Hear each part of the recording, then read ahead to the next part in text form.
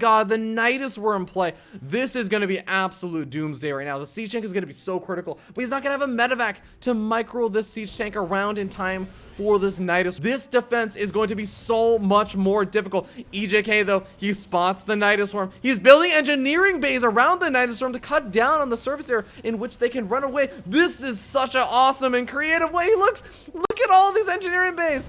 And the Nydus worm is going to pop out. These roaches, as well as the queens, are going to be able to pop out and should be able to escape out of the engineering bay blockade. But I love this reaction from EJK nonetheless. Going to buy so much time and gets a lot of really great shots off with these roaches. And also buys a little bit of time for this starboard to start getting out that medevac. Now, one of these siege tanks is being repaired. The bunker has already been built, and he's trying to repair that up as well. But these roaches are starting to get on top of the siege tanks. They're starting to get very close to them at least. And I actually don't know if Panda Bear Me can break this right now. The siege tanks are being repaired. The bunker also just buying so much time. The medevac goes out, and now the siege tanks can be microed away. EJK is doing a fantastic hold. And the engineering base, I have to say, have so much to be thankful for.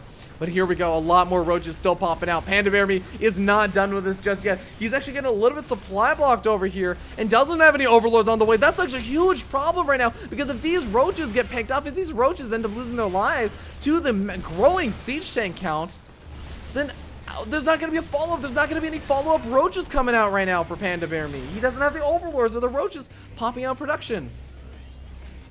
EJK, you need to kill off that Nydus swarm ASAP. I guess actually maybe he's okay with the Nydus swarm pops out some more roaches. He's like, yeah, I dare you to overcommit. I dare you to commit a little bit too much more. Marines, not target firing down that Nydus swarm. Could have actually killed it off and trapped some more of these roaches in over here.